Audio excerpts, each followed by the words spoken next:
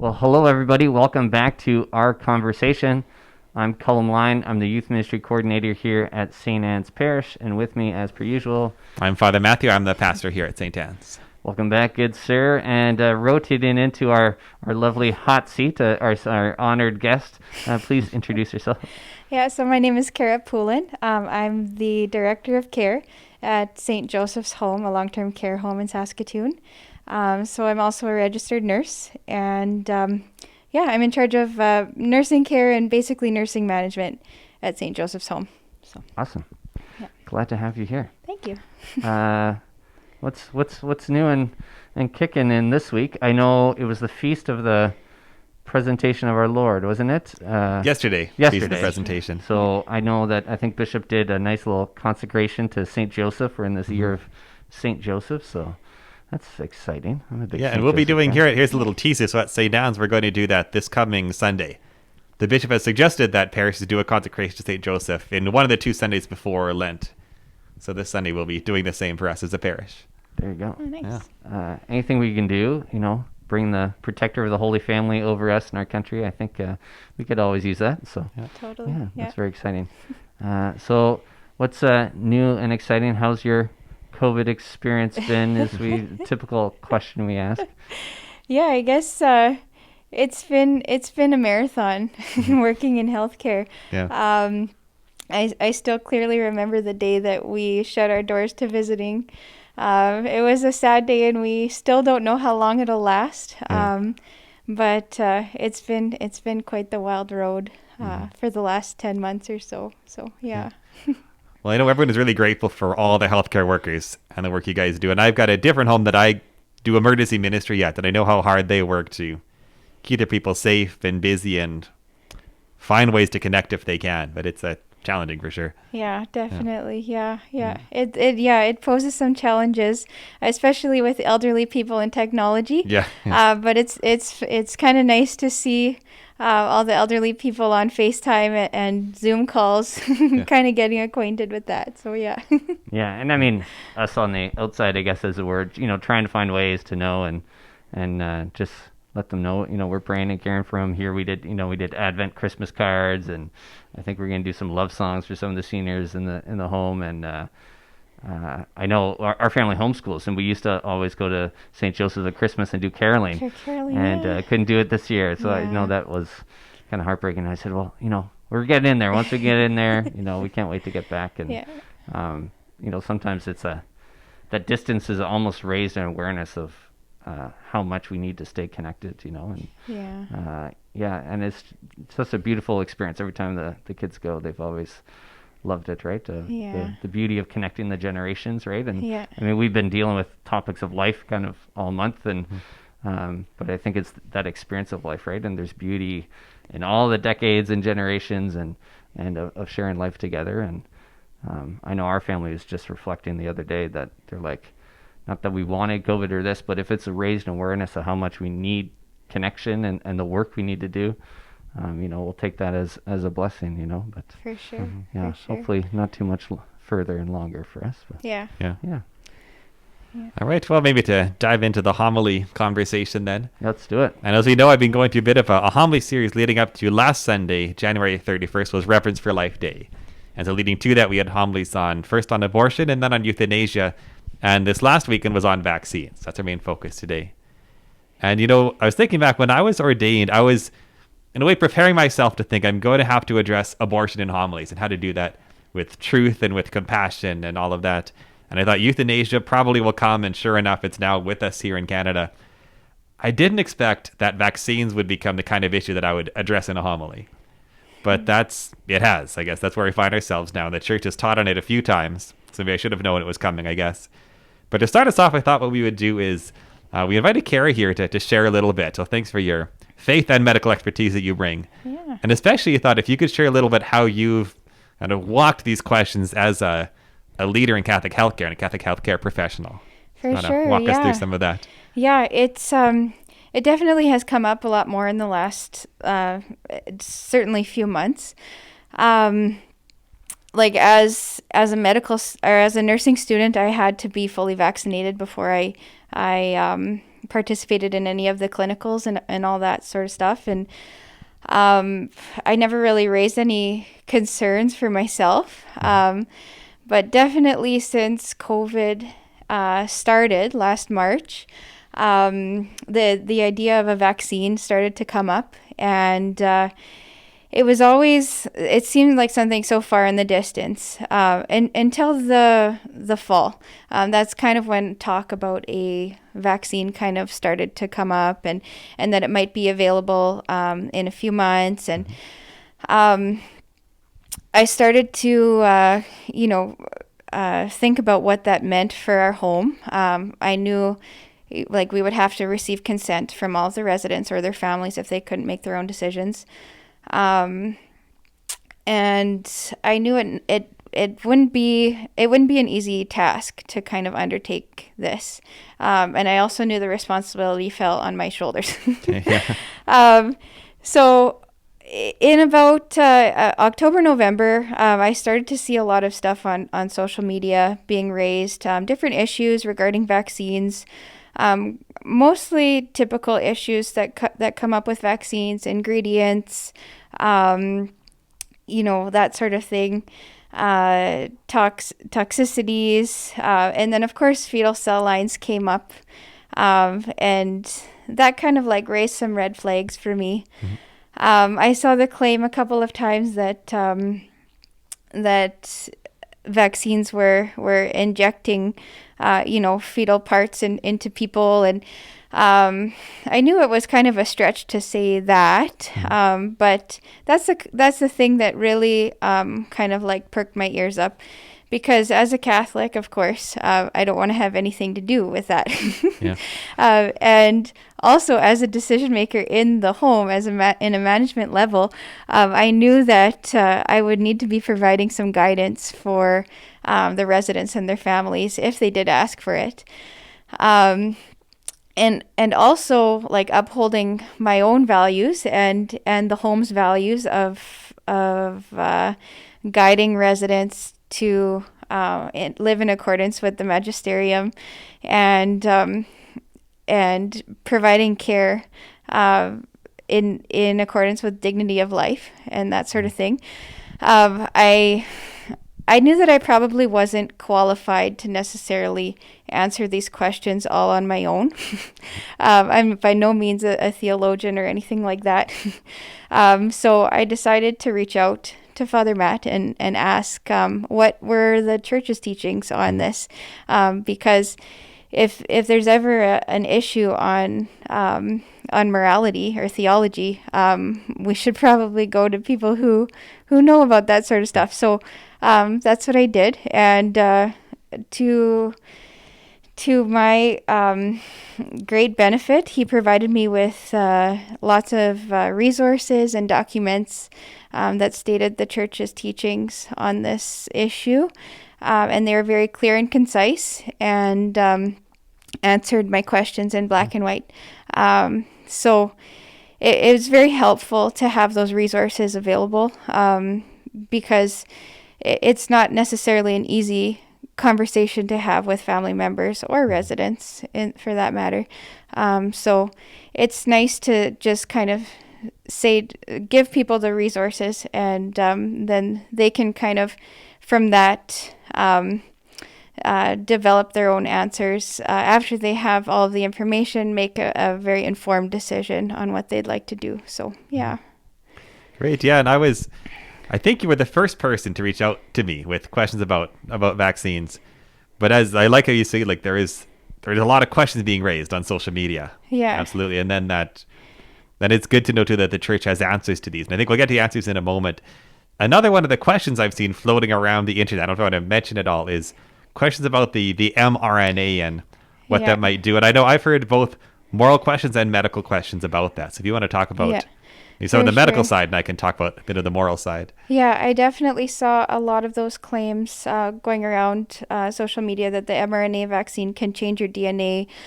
that sort of thing. But I think it's important to have a basic understanding of microbiology. I studied biochemistry before I became a nurse, so when I was researching how the mRNA vaccine works and everything, I was super interested in it because it was kind of like putting me back to those days and stuff, and I have some background knowledge on that.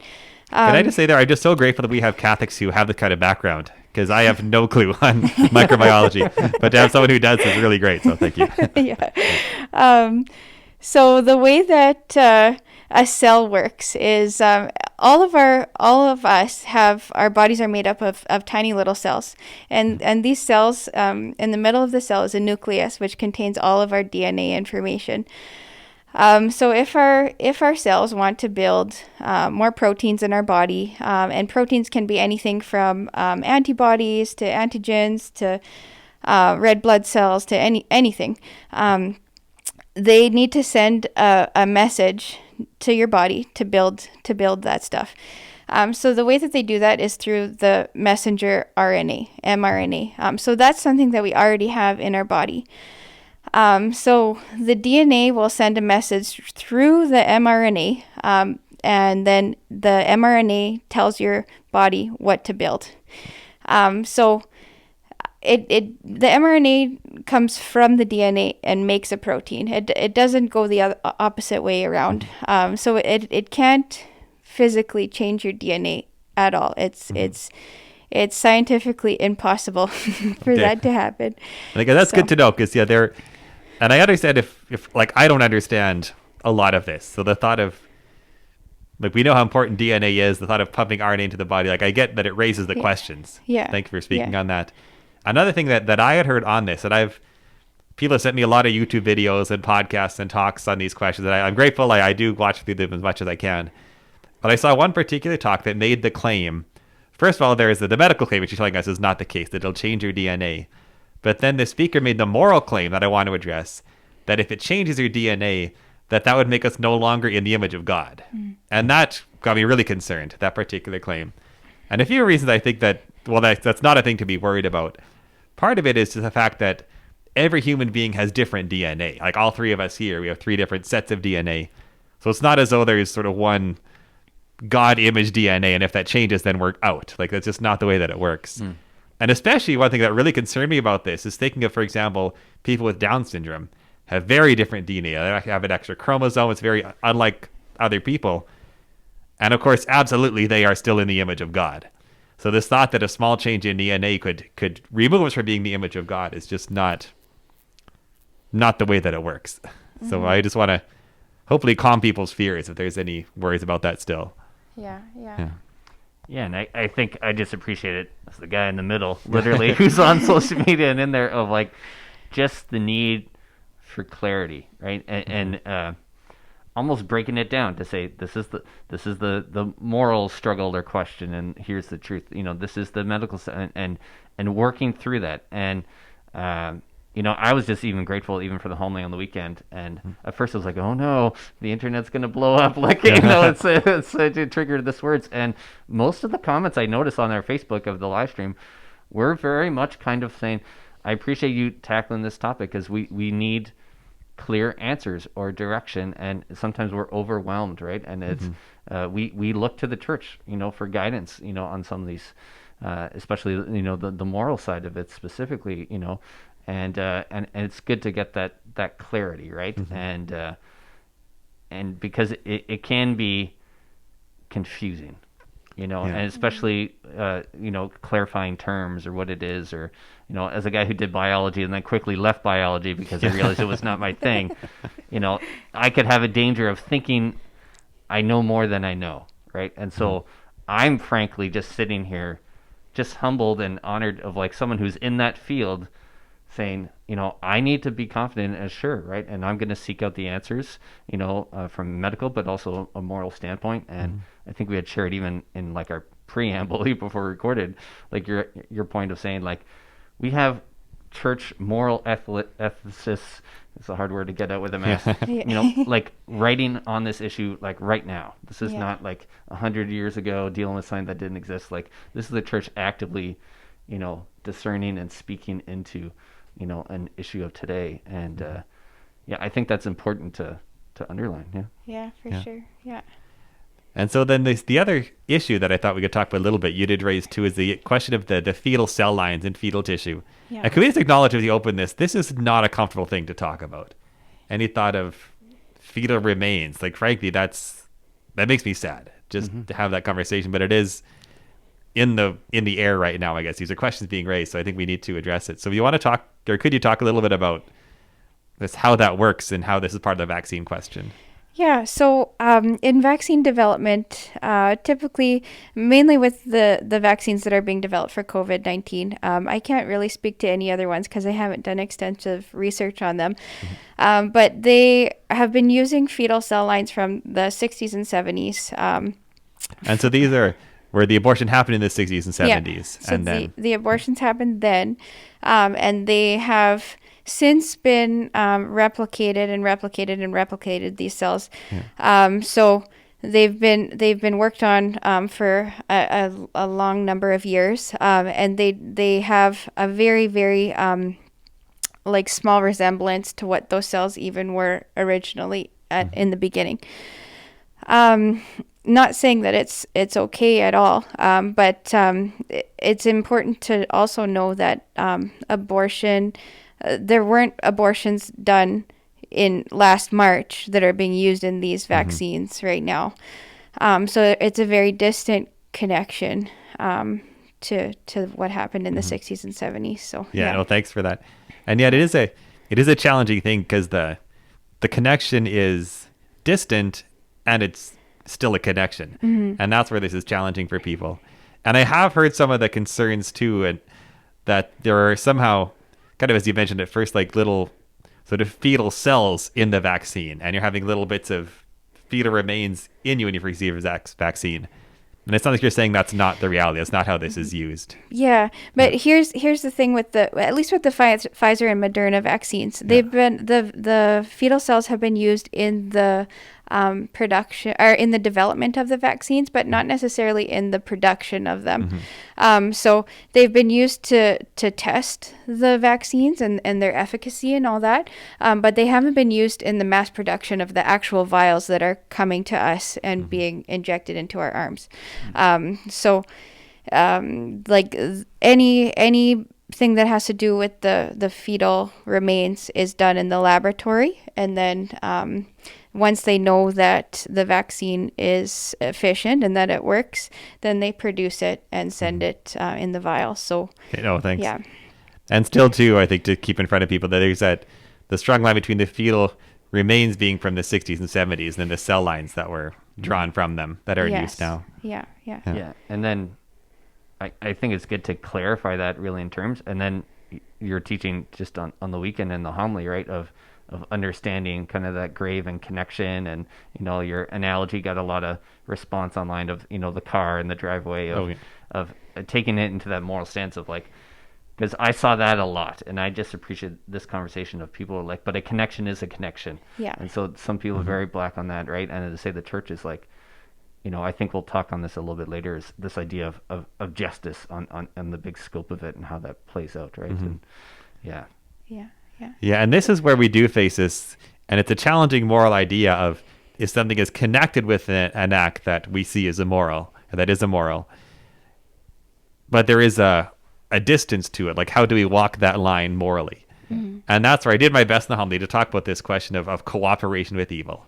And it is something that the church has presented to us. Not to repeat what I gave in the homily, but maybe just to get to the church is teaching on this, because the church does have a teaching on cooperation with evil.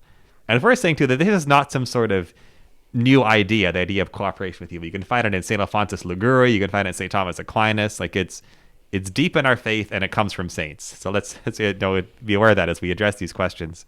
That's the principle of cooperation with evil. And then the church's teaching, which I did read in the homily on this particular issue, is that they do say that this use of fetal cell lines, this we consider remote cooperation with evil. And if it was close cooperation or like immediate cooperation with evil, that we would say we can't do. But remote cooperation you can do for a just reason. And then the church also says that the risk of disease and the good of protection that vaccines offers to ourselves and our neighbors, that the church has said that these are just reasons. So the church's teaching on this as much as a hard line to walk, the church's teaching is clear that it is morally acceptable to receive the vaccines. Yeah, I just liked how you phrased it right there to say it's a hard line to walk, but yet the line is clear of what Yeah. the church is saying, you know, and I think that's accurate. Where sometimes we want to say there is no truth, there is this stuff, and I was like, well, no, the church has made a pretty, definitive, statement into the situation, and that idea of justice, and I really appreciated, as we go of you say yes to of care. I mean, you're working in a care home. I mean, obviously, it comes front of mind. But this idea of, and I appreciate that you brought it up, as to say, but there's also the need to say if we can look at developing vaccines more justly, right, and doing this type of work where we know fetal cell lines cannot be used and whatever, that we investigate and we find ways as a community, as pro-life people to really find helpful, fruitful ways to engage in that, and that we can kind of be doing that at the same time, right? And I think that can't be understated, right? Yeah, thanks. And this is what I'm finding from this homily and the conversations I've had before and after it, is it is really hard to hold these two things together. To hold on the one hand that it is in this situation morally justified to receive the vaccines, and at the same time that we really do need to oppose parts of the production process.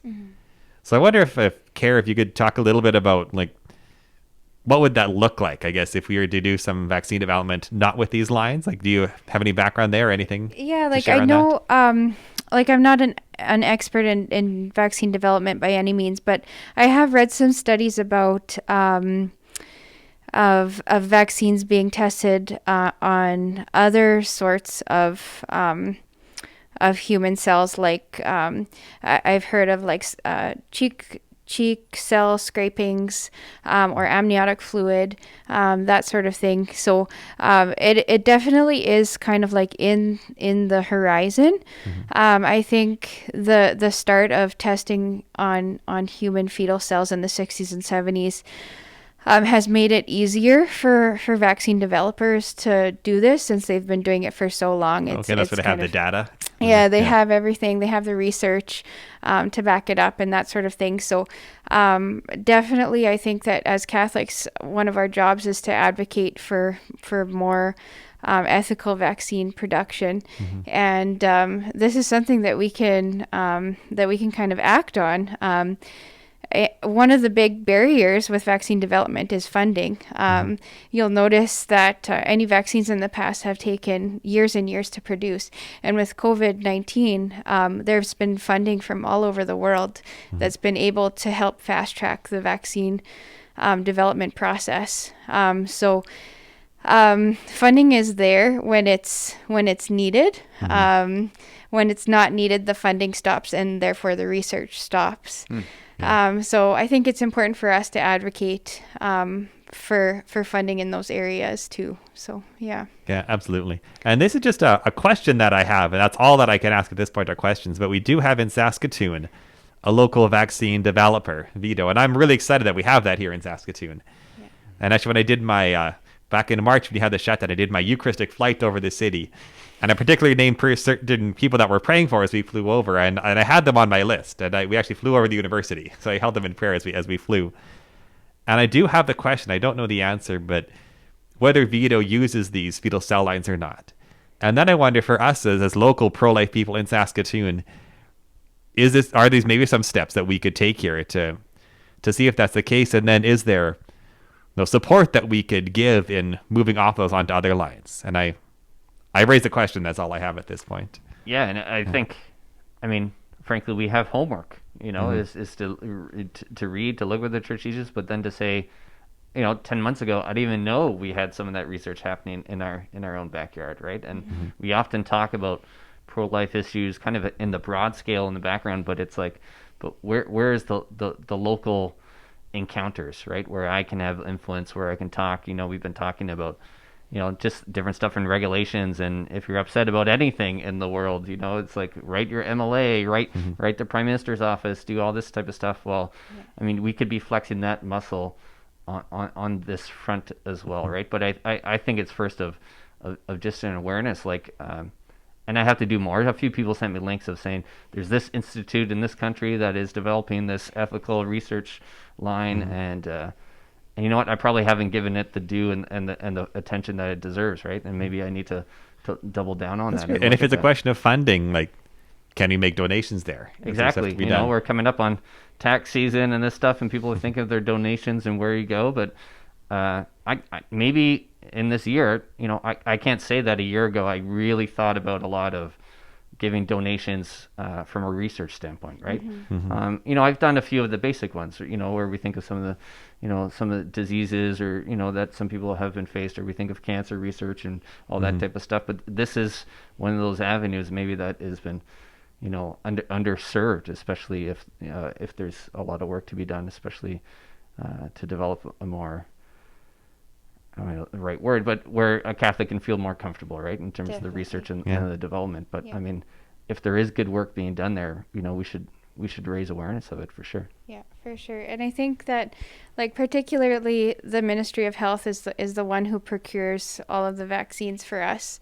So if you're looking for a specific department in government, the Ministry of Health for vaccinations and anything health related, that's who we should be going to. And also, like, it's important to know to recognize that that these vaccine companies only work with what they have. So we need to be always praying for them and supporting them in that way, and you know, supporting the individual developers, the individual scientists, in that way, because they're brilliant people, and they can only work with what they've been given. So yeah. Yeah, thanks for that. That's good to keep that in mind as well. Because that's one thing that, a side point maybe, but one of my worries with a lot of these concerns being raised about are the vaccines safe and things like that is it almost seems like it's almost a lack of love and understanding towards those who are working in the field. Because there are people of goodwill and good intelligence working in public health and vaccine development and vaccine treatment. And I worry sometimes by some of these concerns seem to vilify everybody in that field. And that is, to me, it's I question, is it a lack of love? It's a lack of justice towards them. So I think just for people to keep that in mind as these questions are raised. So thanks for bringing that up too. Yeah, I think it's a very good point to, I mean, even having you here today to put a human face to the people serving in this, you know, and we've tried to do that on different topics, but as you were just saying that, Father Matt, and it's not specifically to vaccines, but it's just easy.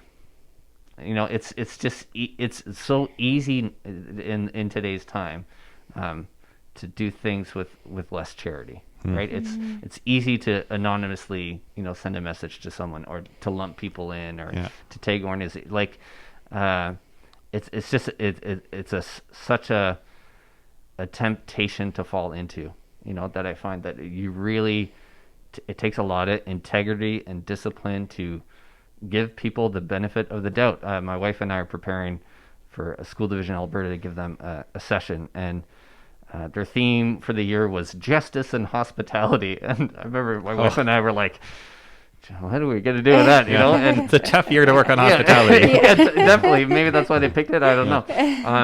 And I remember I was like, I don't even know where to go with this. And I was like, I go to the catechism and go in there. I was like, what's the cardinal virtue of justice? You know, we've been talking about the virtues and, you know, get that definition. And then I was like, hospitality, we throw that word around, but I was like, what is that? Generosity, you know, and go into the, you know, through the Spirit. And I kind of leaned on those terms. I was like, man, there's some wisdom in the church, you know, and maybe that loops back around here was, you know, justice. And I forget it perfectly off the top of my head, but it's like, you know, giving others and God their due, you know, I think is a little bit of the term.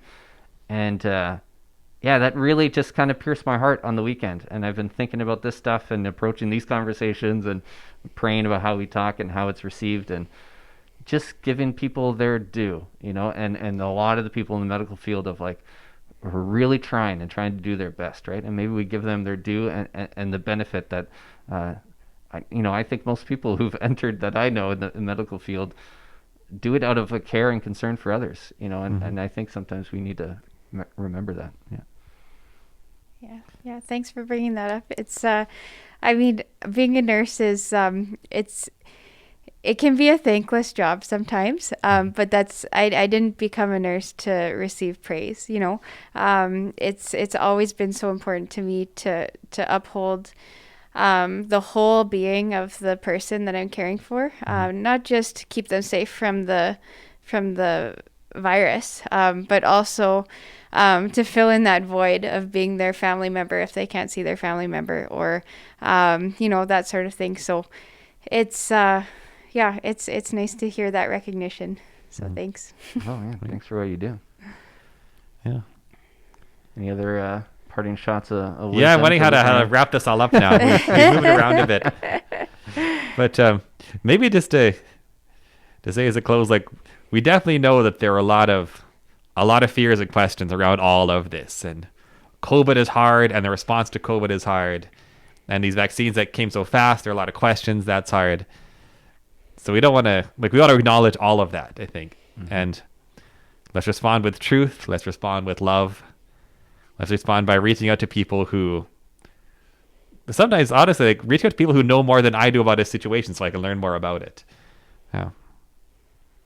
And supporting one another through this. Yeah, and again, and humility and truth, right? And asking again the Holy Spirit to guide us and to know to do the work. We're all trying to do the work, and this is hard stuff, and we're not going to act like it is easy. But if God calls us to it, He's going to help us through it, and the church is here to guide us, and we're thankful that we have experts on all sides, to help lead the way through it. But thank you so much for being with us and just sharing your knowledge and your wisdom and your experience of how you're going through this. Hopefully it can be a witness and encouragement to others. Yeah, And for sure. praying for you and your family and your work, and hopefully me and my family can come sing songs to the residents there. Hopefully next year. Yeah, That's right, yeah. for sure. Yeah. And maybe in the description here, we'll post a couple resources. I think we'll post the church's most recent teaching on this from the end of 2020. And also, I know our diocese carried a story about the letter by the Alberta bishops on vaccinations as well. So put that just for a little bit of further reading for people on the church's stand on this. There you go. Awesome. Well, thank you for tuning in and being patient with us and listening. And we're praying for you and for your loved ones. And we'll see you next week. Right. God bless. Thanks. Okay.